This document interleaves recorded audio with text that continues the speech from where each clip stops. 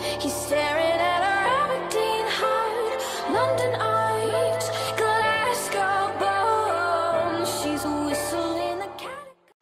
What is up, guys and gals? This is Brandon Coyne coming back in with another rig build.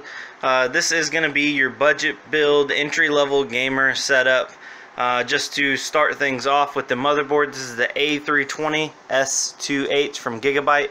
Being that it's a 320, you're not going to be able to overclock it. You don't have your Crossfire or anything like that, no SLI.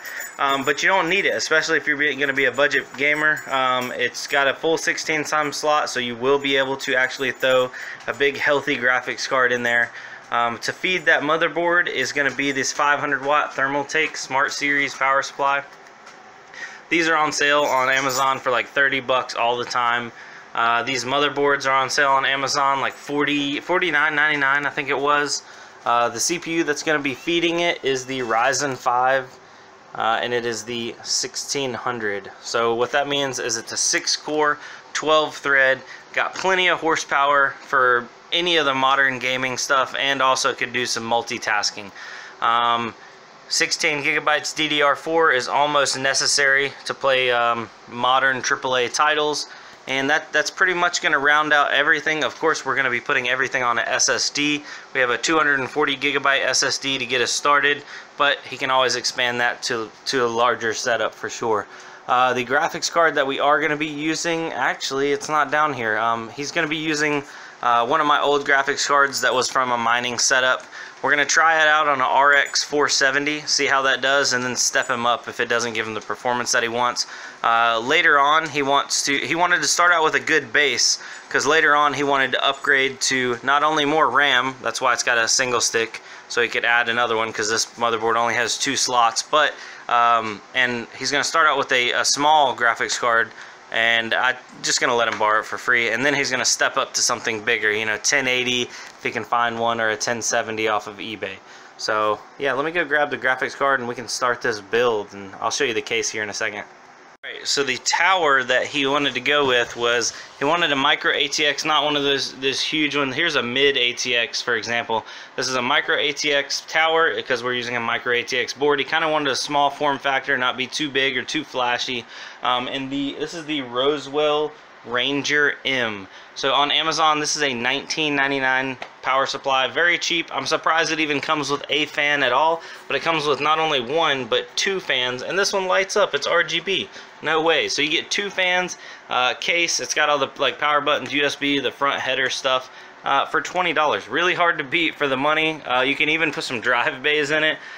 Cases like this, just ultra simple and simplistic, are kind of going out the door, and the new standard is like super duper flashy and crazy, but it's nice to do a very just modern simple build. So what you're looking at here all in all together is about, you know, 50, 100, 150, 300. You're looking at about $400 right here, and with the case and the graphics card, probably about a $500 build. So this is going to be very equivalent to what you could get for $500 at the end of 2018. So let me get it all thrown together, and then we can start doing some benchmarking and see how it does.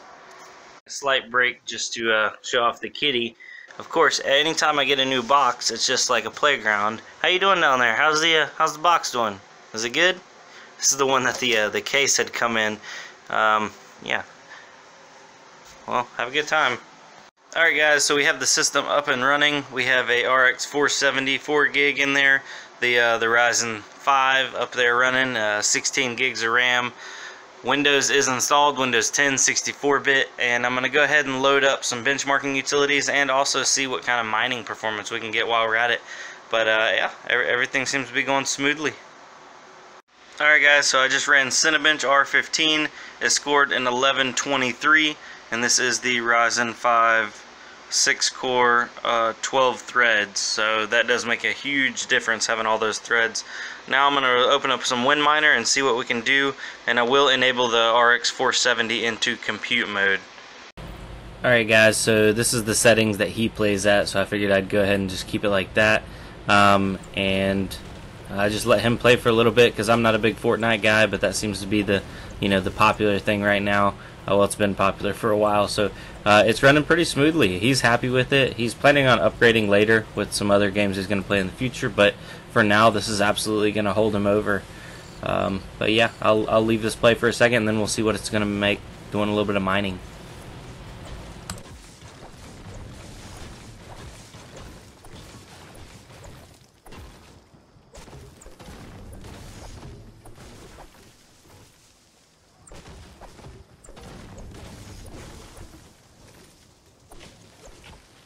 Alright guys, so I got WinMiner up and running. It's mining Monero on the actual CPU, doing around 458 hashes, or about 20 to 21 cents a day. And the 470 with a slight overclock in compute mode is getting around 26. It was jumping up to 27 mega hash earlier, or about 37 cents a day. So it combined almost 60 cents a day. So 2 quarters a day, and not bad for a low budget computer.